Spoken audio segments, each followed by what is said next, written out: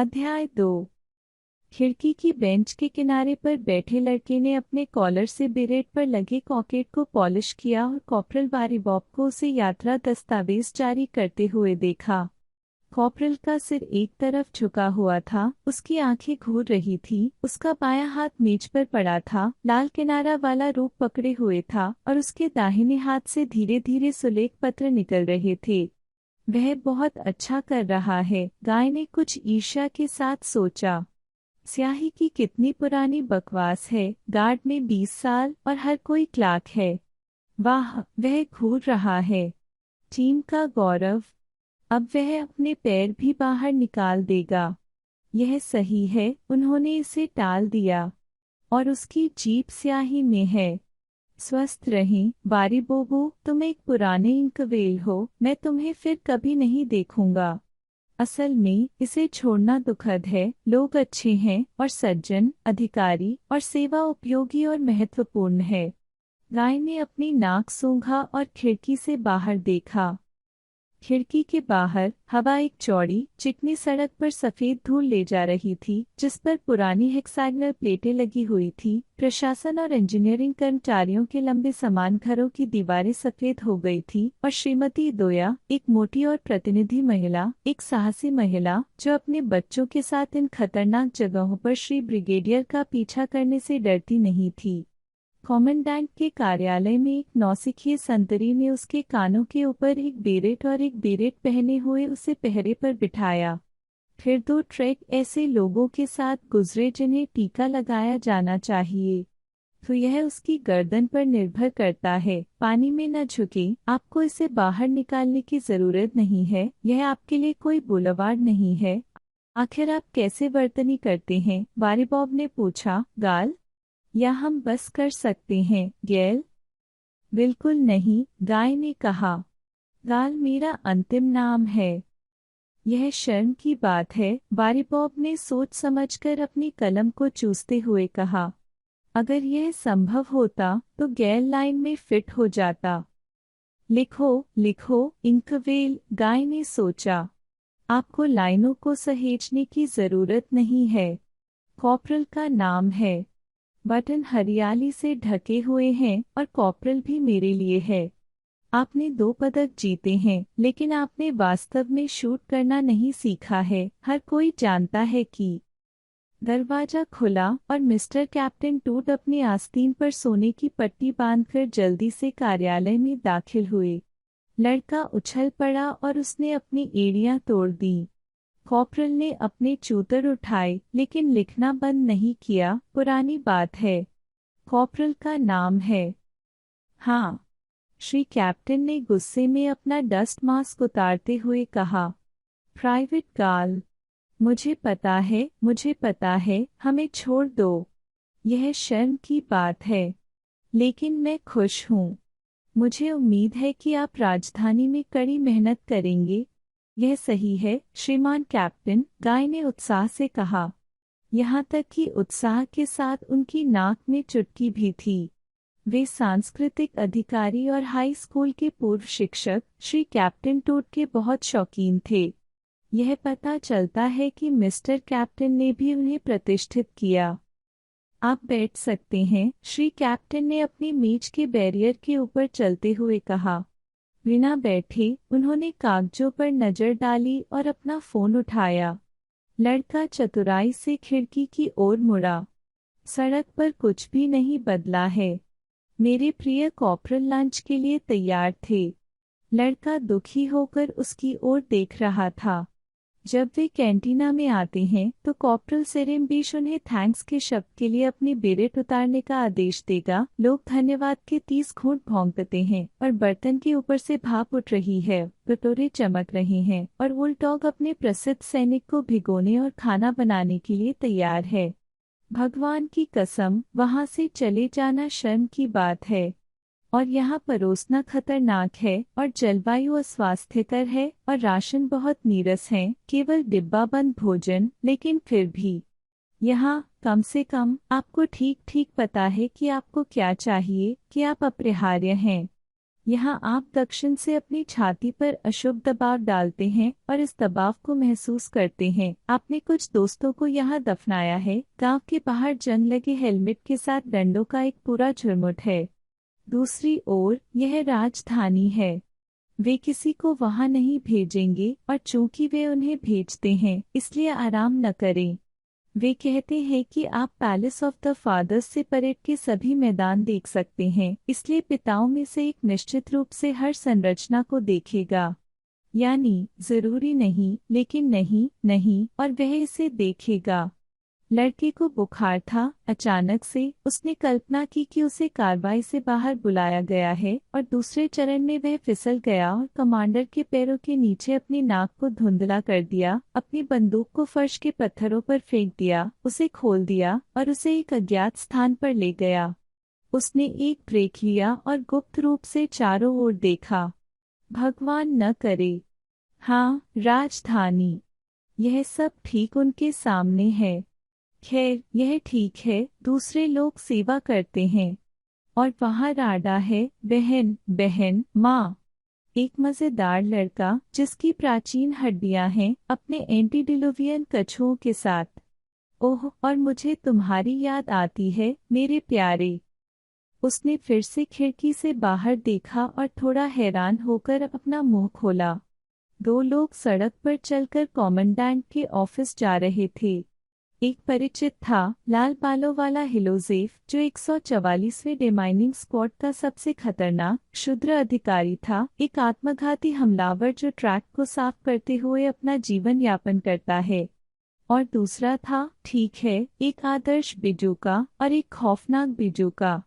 पहले तो गाय ने उसे एक गीक समझ लिया, लेकिन उसे तुरंत एहसास हुआ कि इस बात की संभावना नहीं है कि जेफ उस गीक को घसीटकर कमांडेंट के कार्यालय में ले जाए। एक मोटा नंगा लड़का, जवान, पूरी तरह से भूरा, बैल की तरह स्वस्थ, वह केवल चमकदार कपड़े से बने कुछ छोटे कच्छा पहनता है। जेफ अपनी बंदूक ले जा रहा था, लेकिन ऐसा नहीं लग रहा था कि वह इस अजनबी को बचा रहा है। वे साथ साथ चले और अजनबी हास्यास्पद रूप से अपनी बाहों को लहराते हुए जेफा को कुछ समझाता रहा। दूसरी ओर जेफ बस एक ब्रेक ले रहा था और पूरी तरह से मूर्ख दिख रहा था। किसी तरह का बर्बर, गाय ने सोचा। लेकिन यह हाईवे पर कहाँ से आया?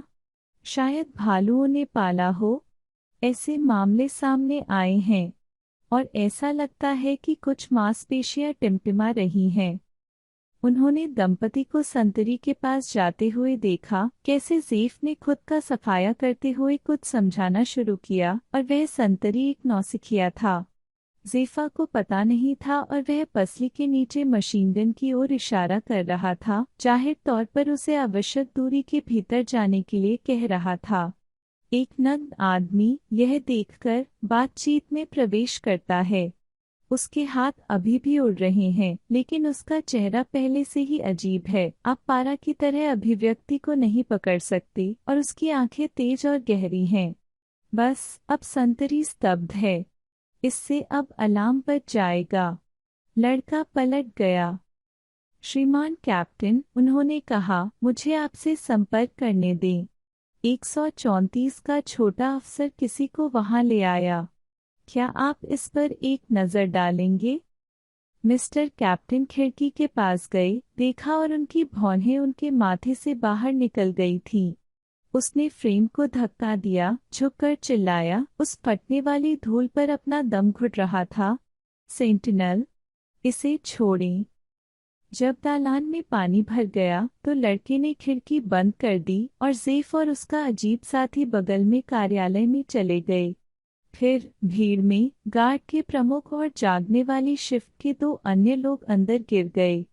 जेफ ने अपनी बाहों को तेजी से फैलाया, अपना गला साफ किया और श्री कैप्टन पर बेशर्म नीली आंखें डालते हुए घरघराहट हुई। 134वें दस्ते के फोरमैन शिक्षित जेफ की रिपोर्ट। इस आदमी को हाईवे पर हिरासत में लिया गया था। सभी हिसाब से वह पागल है, श्रीमान कैप्टन। वह जहरीला मशरूम खाता है, एक शब्द भी नहीं समझता है, समझ से बाहर बोलता है, चलता है जैसा आप चाहते हैं, नग्न। जब सेफ रिपोर्ट कर रहा था तो वह बंदी तेज तर्रार आंखों से कमरे के चारों ओर दौड़ा और उपस्थित सभी लोगों को देखकर खौफनाक और अजीब तरीके से मुस्कुराया। उसके दांत चीनी की तरह सीधे और सफेद थे। मिस्टर कैप्टन अपने हाथों को पीठ के पीछे रखते हुए करीब आए, उन्हें सिर से पांव तक देखते रहे। आप कौन हैं? उन्होंने पूछा। बंदी और भी ज्यादा मुस्कुराया, छाती पर हाथ रखकर अस्पष्ट रूप से महसिम जैसा कुछ कहा। गार्ड के प्रमुख ने गला घोंट दिया, गार्ड गिड़गिड़ाए और मिस्टर कैप्टन भी मुस्कुराए।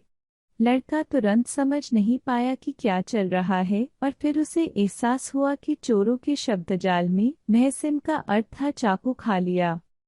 ऐसा लगता है कि यह आपके भाई में से एक है, श्री कैप्टन ने ज़ेफ को बताया। ज़ेफ ने अपना सिर हिलाया, जिससे उसकी दाढ़ी से धूल का एक बादल निकल गया। बिल्कुल नहीं, उन्होंने कहा। महसिम वह है जिसे वह खुद कहता है, लेकिन वह चोरों की भाषा नहीं समझता है। तो यह हमारा नहीं है। मुझे लगता है कि वह एक गीक है, गार्ड के प्रमुख ने सुझाव दिया। मिस्टर कैप्टन ने उसे ठंडक से देखा। नग्न। गार्ड के प्रमुख ने दरवाजे के लिए पीछे हटते हुए आत्मीयता से समझाया। क्या मैं जा सकता हूँ, श्रीमान कैप्टन? उन्होंने भौंकते हुए कहा। आगे बढ़ो, श्रीमान कैप्टन ने कहा। श्री ज़ो का मुख्यालय लेने के लिए किसी को भेजें। तुमने उसे कहाँ पकड़ा था? उन्होंने ज़ेफा से पूछा। ज़ेफ ने बताया कि उस रात उन्होंने और उनके दस्ते ने 23/07 स्क्वायर पर हमला किया, अज्ञात उद्देश्य के लिए 4 स्वचालित बंदूकें और एक मशीन गन को नष्ट कर दिया। विस्फोट में 2 खो गए और सब कुछ ठीक था। सुबह करीब 7 बजे यह अज्ञात व्यक्ति जंगल से राजमार्ग के किनारे आग लगाने आया। उन्होंने उसे दूर से देखा, झाड़ी में छिपे हुए, और फिर सही समय पर उसे ले गए। सबसे पहले ज़ेफ ने उसे भगोड़ा समझ लिया, फिर फैसला किया कि वह भगोड़ा नहीं है बल्कि एक गीक है और गोली मारने वाला था, लेकिन उसने अपना विचार बदल दिया क्योंकि यह आदमी। तब ज़ेफ ने मुश्किल से अपनी दाढ़ी बढ़ाई और निष्कर्ष निकाला, क्योंकि मुझे यह स्पष्ट हो गया था कि वह गीक नहीं था। यह आपको कैसे स्पष्ट हुआ? कप्तान ने पूछा। तो वह बंदी अपनी शक्तिशाली छाती पर हाथ रखकर खड़ा रहा, उसे और फिर ज़ेफ को देख रहा था। ज़ेफ ने कहा कि इसे समझाना मुश्किल होगा। सबसे पहले, यह आदमी किसी भी चीज़ से डरता नहीं था और किसी भी चीज़ से डरता नहीं था। फिर उसने आँख से सूप निकाला और ठीक 1/3 खा लिया, जैसा कि एक दोस्त को करना चाहिए, और इससे पहले वह चिल्लाकर जंगल में चला गया, जाहिर तौर पर फ़ोन किया, यह महसूस करते हुए कि हम कहीं आसपास हैं। अगला, वह हमें मशरूम खिलाना चाहता था। मशरूम जहरीले थे और हमने उन्हें नहीं खाया और उन्हें नहीं दिया, लेकिन उन्होंने स्पष्ट रूप से हमें कुछ खाना देने की कोशिश की, जाहिर तौर पर कृतज्ञता के संकेत के रूप में। अगला, जैसा कि सर्वविदित है, कोई भी गीक एक सामान्य कमजोर व्यक्ति की तुलना में शारीरिक रूप से अधिक सक्षम नहीं होता है। इसने मुझे रास्ते में एक लड़के की तरह खदेड़ दिया, हवा के झोंके से गुजरा, मानो अचानक से बाहर निकल रहा हो, खाई के ऊपर से कूद गया और फिर दूसरी तरफ से मेरा इंतजार करने लगा, और किसी कारण से, हिम्मत से या कुछ और, वह कभी कभी मुझे एक हथियार के बल में पकड़ लेता था और मेरे साथ 200 या 300 कदम दौड़ता था। मिस्टर कैप्टन ने ज़ेफ की बात सुनी, यह दिखावा करते हुए कि उसका ध्यान सबसे ज्यादा है, लेकिन जैसे ही ज़ेफ चुप हो गया, वह तेजी से उस बंदी की ओर मुड़ा और खूंटी की तरह एकदम से भौंकने लगा। आपका नाम क्या है? चिन। असाइनमेंट। गाय ने स्वागत की अपनी निपुणता की प्रशंसा की, लेकिन बंदी ने स्पष्ट रूप से खोंटियन को भी नहीं समझा। उसने फिर से अपने खूबसूरत दांत दिखाए, अपनी छाती को थपथपाया और कहा, महसिम। उस आदमी की तरफ अपनी उंगली उठाई, ज़ेफ, और फिर धीरे धीरे, लंबे समय तक रुकते हुए, छत की ओर इशारा करते हुए, फिर फर्श की ओर इशारा करते हुए, फिर अपनी बाहों को अपने चारों ओर लपेटकर बोलना शुरू किया। लड़के को लगा कि वह भाषण में कुछ जाने पहचाने शब्दों को उठा रहा है, लेकिन इन शब्दों का उस बिंदु या एक दूसरे से कोई लेना देना नहीं है। कवर करें, बंदी ने कहा, और फिर हरी बॉस खुरी बोर्स चेरियाक।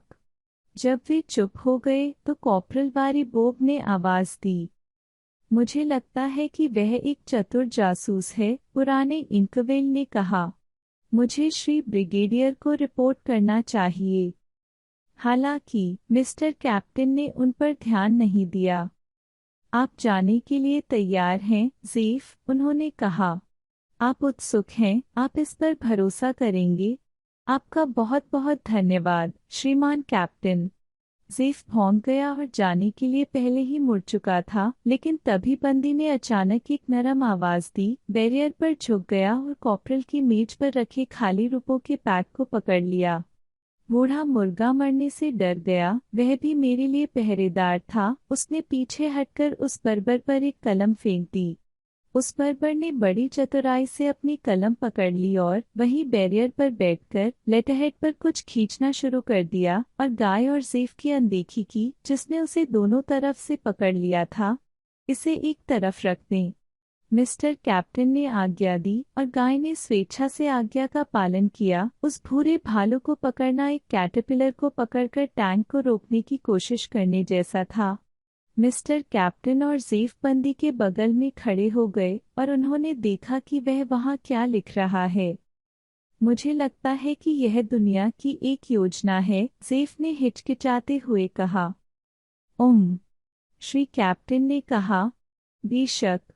इसके केंद्र में वर्ल्ड लाइट है, यह दुनिया है। और यह वह जगह है जहाँ उसे लगता है कि हम हैं। लेकिन सब कुछ सपाट क्यों है? श्री कैप्टन ने अविश्वास में पूछा। ज़ीफ ने अपने कंधे उचकाए। शायद किसी बच्चे की धारणा। शिशुवाद। यहाँ इसे देखें। वह वही है जो दिखाता है कि वह यहाँ कैसे पहुँचा। हाँ, हो सकता है। मैंने उस पागलपन को सुना है। लड़का आखिरकार बंदी के चिकनी मजबूत कंधे और ज़ीफ की कांटेदार लाल झाड़ियों के बीच दबाव बनाने में कामयाब रहा। उसने जो चित्र देखा वह उसे मजाकिया लग रहा था। इस तरह से पहली कक्षा के छात्र दुनिया का चित्रण करते हैं। बीच में एक छोटा वृत्त है जिसका अर्थ है विश्व प्रकाश। इसके चारों ओर विश्व क्षेत्र को दर्शाने वाला एक बड़ा वृत्त है और उस वृत्त पर एक बोल्ड डॉट है जिस पर आप केवल हाथ और पैर खींच सकते हैं और आपको यह दुनिया है और यह मैं हूँ मिलता है। दुर्भाग्यपूर्ण मनोचिकित्सक विश्व क्षेत्र को एक नियमित चक्र के साथ चित्रित भी नहीं कर सकता था। यह एक अंडाकार की तरह निकला। खैर, जाहिर है वह सामान्य नहीं है। उन्होंने एक बिंदीदार रेखा भी खींची जो जमीन से बाहर निकलकर एक बिंदु तक जाती थी। इस तरह मैं यहाँ पहुँचा। इस बीच बंदी ने दूसरा रोप ले लिया और जल्दी से शांति के दो छोटे गोले विपरीत कोनों में खींचे, उन्हें एक बिंदीदार रेखा से जोड़ा और कुछ और चींटियां खींची। ज़ीफ ने निराश होकर सीटी बजाई और मिस्टर कैप्टन से कहा, क्या मैं जा सकता हूँ? हालांकि मिस्टर कैप्टन ने उन्हें जाने नहीं दिया। ओह ज़ीफ, उन्होंने कहा, मुझे याद है कि आप मैदान में प्रयास कर रहे थे। ओह, उसने अपनी मुड़ी हुई उंगली ताज पर खटखटाई। यह सही है, ज़ीफ ने हिचकिचाते हुए कहा। मिस्टर कैप्टन ऑफिस से गुजरे? क्या आप? ओह, आप ऐसा कैसे कह सकते हैं? इस विषय पर अपनी राय तैयार कर सकते हैं। पेशेवर तो बोलने के लिए। मैं नहीं जान सकता, ज़ीफ ने कहा। फैसले के मुताबिक मुझे पेशेवर तरीके से काम करने का अधिकार नहीं है। मैं समझता हूँ, श्री कैप्टन ने कहा। यह सब ठीक है। मैं आपकी प्रशंसा करता हूँ। लेकिन ज़ीफ ने अपनी नीली आंखें मूंद ली और ध्यान से खड़ा हो गया। दूसरी ओर मिस्टर कैप्टन स्पष्ट रूप से उलझन में थे। गाय ने उसे अच्छी तरह समझा। यह एक महत्वपूर्ण और राष्ट्रीय मामला था। हो सकता है कि यह बर्बर एक जासूस हो और श्री चीफ फिजिशियन जोगो बेशक एक उत्कृष्ट गार्ड्समैन है, एक शानदार गार्ड्समैन है, लेकिन वे केवल एक स्टाफ चिकित्सक हैं। साथ ही लाल बालों वाला हिलो सिर्फ अपराध में पड़ने से पहले ही उसकी बातों को अच्छी तरह जानता था और वह एक बड़ी हस्ती भी था। लेकिन इसे समझा भी जा सकता है। हर कोई, यहाँ तक कि एक अपराधी भी जिसे अपने अपराध का एहसास हो गया है, आखिरकार जीना चाहता है। और कानून आत्मघाती हमलावरों के प्रति निर्दयी है, मामूली उल्लंघन और मौत की सजा। साइट पर और कोई रास्ता नहीं है। यही वह समय है जब दया क्रूरता में बदल जाती है और केवल क्रूरता में ही सच्ची दया होती है। कानून निर्दयी लेकिन बुद्धिमान है। खैर, मिस्टर कैप्टन ने कहा, इसके बारे में आप कुछ नहीं कर सकते। लेकिन मानवीय रूप से वह सेफ के सामने रुक गया। क्या आप समझते हैं? पेशेवर रूप से नहीं, बल्कि मानवीय रूप से। क्या आपको सच में लगता है कि यह पागलपन है? ज़ेफ फिर हिचकिचाया। एक इंसान की तरह, उन्होंने दोहराया। ठीक है, एक इंसान की तरह गलतियां करना मानवीय स्वभाव है। इसलिए एक इंसान के रूप में मेरा मानना है कि यह दोहरे व्यक्तित्व का एक स्पष्ट मामला है जिसमें एक काल्पनिक मैं द्वारा सच्चे मैं का दमन और प्रतिस्थापन किया जाता है। एक इंसान के तौर पर अपने जीवन के अनुभव के आधार पर मैं बिजली के झटके और फ्लो युक्त दवाओं की सलाह दूंगी। कॉर्पोरल बारीबोबू ने गुप्त रूप से यह सब रिकॉर्ड किया, लेकिन मिस्टर कैप्टन को मूर्ख नहीं बनाया जा सकता। उन्होंने कॉर्पोरल से नोटों की एक शीट ली और उसे अपनी जैकेट की जेब में रख लिया। महसिन ने फिर से बात की, मिस्टर कैप्टन, और फिर ज़ेफ को संबोधित किया। वह कुछ चाहता था, गरीब आदमी, उसके लिए कुछ गलत था। लेकिन फिर दरवाजा खुला और मिस्टर स्टाफ फिजिशियन आए, जाहिर तौर पर लंच के संपर्क से बाहर। हाय टूट, उसने अश्लील तरीके से कहा। क्या हो रहा है? मैं देख रहा हूँ कि आप जीवित हैं और स्वस्थ हैं और इससे मुझे सुकून मिलता है। यह किस तरह का लड़का है? छात्रों ने उसे जंगल में पकड़ लिया, श्री कैप्टन ने समझाया। मुझे शक है कि वह पागल है। वह एक सिम्युलेटर है, पागल नहीं है, मिस्टर स्टाफ फिजिशियन ने बड़बड़ाया और खुद को कैफे के पानी से भर लिया। उसे वापस जंगल में भेज दो और उसे काम करने दो। यह हमारा नहीं है, श्री कैप्टन ने आपत्ति जताई। और हमें नहीं पता कि यह कहाँ से आया है। मुझे लगता है कि उस समय गीक्स ने उसे पकड़ लिया था, वह पागल हो गया और हमारे पास दौड़ा। यह सही है, श्री स्टाफ फिजिशियन ने बड़बड़ाया। आपको हमारे पास भागने के लिए पागल हो जाना होगा। वह बंदी के पास पहुंचा और उम्र के हिसाब से उसे पकड़ने के लिए तुरंत चढ़ गया। बंदी बुरी तरह मुस्कुराया और उसे थोड़ा दूर धकेल दिया। लेकिन श्री स्टाफ फिजिशियन ने बड़ी चतुराई से उसका कान पकड़ते हुए कहा, शांत रहें, आप स्टैलियन। बंदी ने अनुपालन किया। सामान्य चिकित्सक ने उसकी पलकें घुमाई, उसकी गर्दन और गले पर सीटी बजाई, झुककर अपनी बांग को सीधा किया, फिर फुफकारते हुए नीचे झुककर उसे अपने घुटनों के नीचे मारा, डिकैंटर में लौट आया और एक गिलास पानी पी लिया। उन्होंने कहा, नाराजगी, उन्होंने कहा। गाय ने ज़ेफ की तरफ देखा। लाल दाढ़ी वाला आदमी अपनी बंदूक अपने पैर पर रखकर एक तरफ खड़ा हो गया और गहरी उदासीनता के साथ दीवार की ओर देखने लगा। मिस्टर स्टाफ फिजिशियन नशे में धुत हो गए और फिर से साइको को उठा लिया। उन्होंने उसे छुआ, उसे थपथपाया, उसके दांतों में देखा, उसे पेट में 2 बार घूंसा मारा, फिर अपनी जेब से एक सपाट डब्बा निकाला, तार को खोल दिया, उसे एक आउटलेट में बंद कर दिया और उस बॉक्स को बर्बर शरीर के विभिन्न हिस्सों से जोड़ना शुरू कर दिया। तो उन्होंने तार को घुमाते हुए कहा, और गूंगा भी। नहीं, श्री कैप्टन ने कहा। वह बोलता है, लेकिन बेरहम भाषा में, और कभी कभार ही हमारे शब्दों का उपयोग करता है, और तब भी वे बहुत विकृत होते हैं। वह हमें नहीं समझता।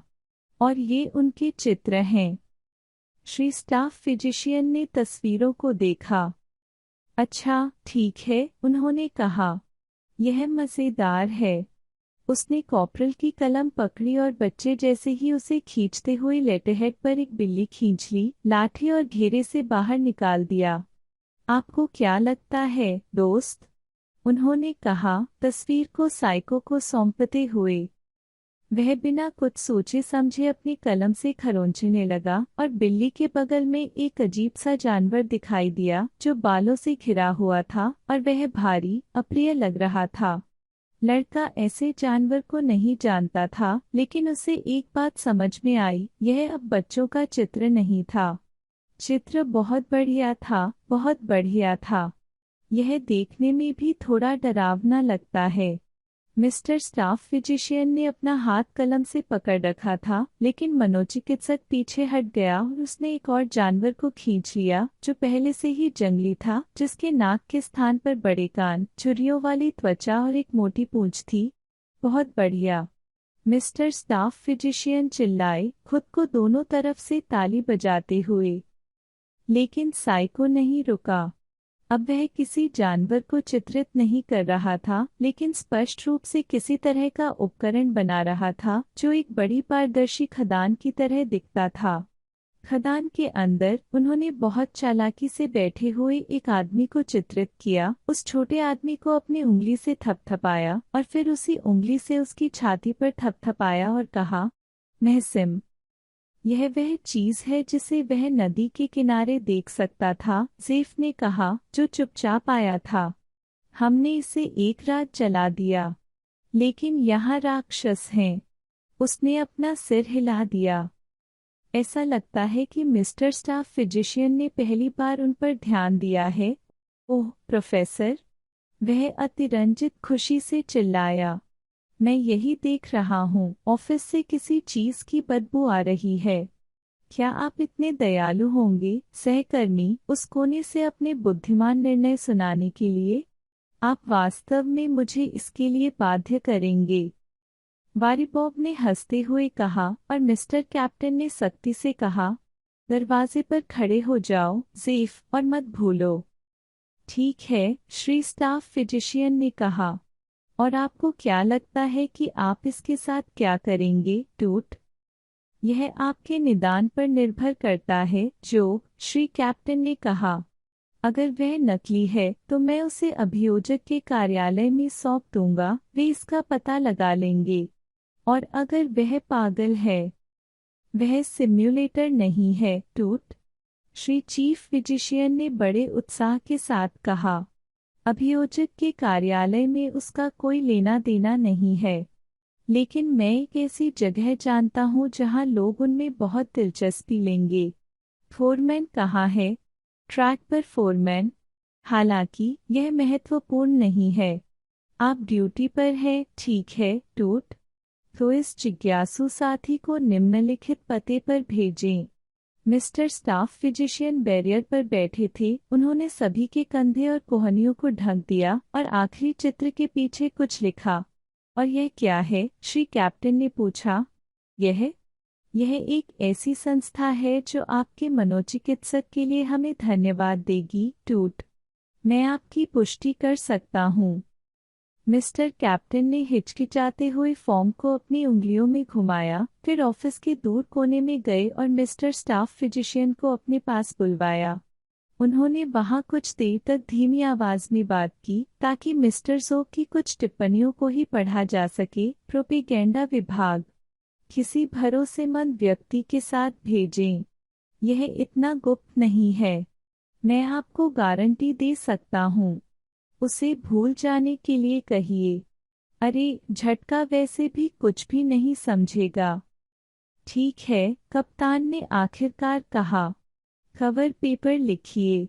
कॉर्पोरल वारीबोबो। कॉर्पोरल ने अपने चूतर खड़े कर दिए। क्या प्राइवेट गार्ड के लिए यात्रा दस्तावेज तैयार हैं? यह सही है।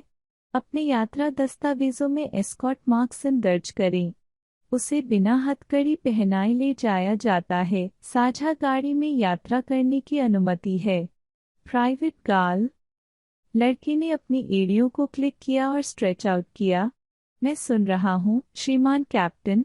हमारी राजधानी में एक नए ड्यूटी स्टेशन पर पहुंचने से पहले बंदी को इस पत्रक पर दिए गए पते पर ले जाएं। आदेश के क्रियान्वयन के बाद नए ड्यूटी स्टेशन पर ड्यूटी ऑफिसर को शीट सौंप दें। पता भूल जाइए।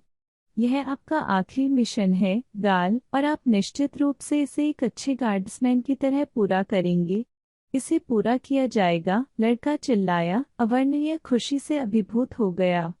खुशी, गर्व, खुशी की लहर, भक्ति के साथ उत्साह की एक गर्म लहर ने उसे अभिभूत कर दिया, उसे उठाया, उसे स्वर्ग ले गया। ओह, आनंद की ये मधुर क्षण, अविस्मरणीय क्षण जो पूरे अस्तित्व को हिला देते हैं। ऐसे क्षण जब पंख उगते हैं, स्थूल भौतिक हर चीज के लिए कोमल अवमानना के क्षण। कुछ मिनट जब आप आग और आदेश चाहते हैं, जब आप आग से जोड़ने का आदेश चाहते हैं, आपको आग में फेंकने के लिए हजारों दुश्मनों पर, खुले झरोखों में, लाखों गोलियों के खिलाफ। और बस इतना ही नहीं, यह और भी मीठा होगा। आनंद चकाचौंध और जल जाएगा। ओह फायर, ओह ग्लोरी। ऑर्डर करें, ऑर्डर करें। और यह बात है, वह उठता है, यह लंबा मजबूत सुंदर आदमी, ब्रिगेड का गौरव, हमारा कॉर्पोरल वारी बॉब, आग की मशाल की तरह, प्रसिद्धि और वफादारी की मूर्ति की तरह, और वह गाता है, और हम सब कुछ उठाते हैं, सब एक के रूप में। बैटल कार्ड भारी कदमों के साथ चलता है, किले को साफ करता है, आंखों में आग लिए हुए सैन्य आदेशों से जगमगाता है, जैसे तलवारों पर ताजा खून की बूंदें चमकती हैं। और हर कोई गा रहा था, शानदार मिस्टर कैप्टन टूट, जो एक गार्ड्स ऑफिसर का उदाहरण है, ने गाया, उन मॉडलों में से एक नमूना जिनके लिए आप इस मार्च के लिए अपना जीवन, आत्मा, सब कुछ देना चाहते हैं। और श्री जोगो, मुख्य चिकित्सक, दया के भाई का उदाहरण है, जो एक सच्चे सैनिक की तरह असभ्य और एक माँ के हाथों की तरह सौम्य है। और हमारा कॉर्पोरल वारी बोब, पूरी तरह से एक बूढ़ा योद्धा, एक अनुभवी, जो लड़ाई में धूसर हो गया था। ओह, उनकी घिसी पिटी वर्दी पर युद्ध पदक कैसे चमकते हैं। उनके लिए सेवा के अलावा कुछ नहीं है, सेवा के अलावा कुछ नहीं है। क्या आप हमें जानते हैं, हमारे अनजान पिता? अपने थके हुए चेहरों को ऊपर उठाएं और हमें देखें, क्योंकि आपको सब कुछ दिखाई देता है। तो क्या आप यह नहीं देख सकते कि हम यहाँ हैं, हमारे देश के क्रूर बाहरी इलाके में, अपनी मातृभूमि की खुशी के लिए तड़प तड़प कर मर रहे हैं। हमारी लोहे की मुट्ठी सभी बाधाओं को दूर कर देती है। अनजान पिता खुश हैं। ओह, दुश्मन कैसे रोता है, लेकिन उसे कोई दया नहीं है। आगे बढ़ो, चलो, शाबाश गार्डमैन। ओह, बैटल गार्ड कानून का ब्लेड है। हे निष्ठावान बहादुर पहरेदारों। जब गार्ड लड़ रहे होते हैं तो अनजान पिता शांत होते हैं, विस्मयादिबोधक चिन्ह। लेकिन यह क्या है? वह गाता नहीं है, वह खुला खड़ा रहता है, एक बाधा पर झुकता है, अपने बेवकूफ भूरे सिर को घुमाता है, और अपनी आंखें चलाता है, और सब कुछ मुस्कुराता है, हर कोई खुश होता है। तुम किस पर मुस्कुरा रहे हो, तुम कमीने हो? ओह, मैं एक भारी कदम के साथ और बड़े पैमाने पर पहरे के साथ उस तक कैसे पहुंचना चाहूंगा, उस नीच सफेद मुस्कुराहट पर। लेकिन आप ऐसा नहीं कर सकते, आप नहीं कर सकते। यह गार्ड की तरह नहीं है, वह सिर्फ एक पागल आदमी है, एक दयनीय अपंग है। असली खुशी उसकी पहुंच से बाहर है, वह अंधा है, तुच्छ है, एक दुखी मानवीय टुकड़ा है। और यह लाल बालों वाला कमीना असहनीय दर्द में कोने में दब रहा था। ओह नहीं, यह एक अलग बात है, जब हम सांस लेने के लिए हांफते हैं, अपना युद्ध मार्च गा रहे होते हैं, और हमारे फेफड़ों को फाड़ने के लिए तैयार रहते हैं, लेकिन अंत तक इसे गाना समाप्त करते हैं, तो आपको हमेशा सिरदर्द होता है। एक लाल बालों वाला आपराधिक चेहरा, लाल बालों वाला ठग, आपकी छाती के लिए, आपकी गंदी दाढ़ी के लिए। उठो, तुम कमीने हो। जब गार्ड अपना मार्च गाते हैं, तब तक खड़े रहें। और सिर पर, गंदे चेहरे पर, दिलेर क्रस्टेशियन आंखों पर। यही है, बस इतना ही। गाय ने उस आदमी को फेंक दिया और अपनी एड़ियों को तड़कते हुए मिस्टर कैप्टन की ओर मुड़ा। हमेशा की तरह उत्साह के साथ मेरे कानों में कुछ गूंज उठा, और दुनिया मेरी आंखों के सामने मधुर रूप से बह गई। कॉर्पोरल वारिबोबू थकावट से कराह रहा था। जब वह अपनी छाती से लिपट गया तो वह बेहोश हो गया। पसीने से तर और बैंगनी रंग के मिस्टर स्टाफ फिजिशियन ने लालच से सीधे कैफे से पानी पिया और अपनी जेब से एक रुमाल निकाला। मिस्टर कैप्टन एक गुमशुदा अभिव्यक्ति के साथ भौंचक्का रह गए, मानो वे कुछ याद करने की कोशिश कर रही हों। दरवाजे पर लाल बालों वाला जेफ चेकर लत्ता के गंदे ढेर में उछालता और घुमा रहा था। उसका चेहरा टूट गया था, वह खून बहा रहा था और अपने दांतों से बेहोशी से कराह रहा था। और माहसिम अब और नहीं मुस्कुराया।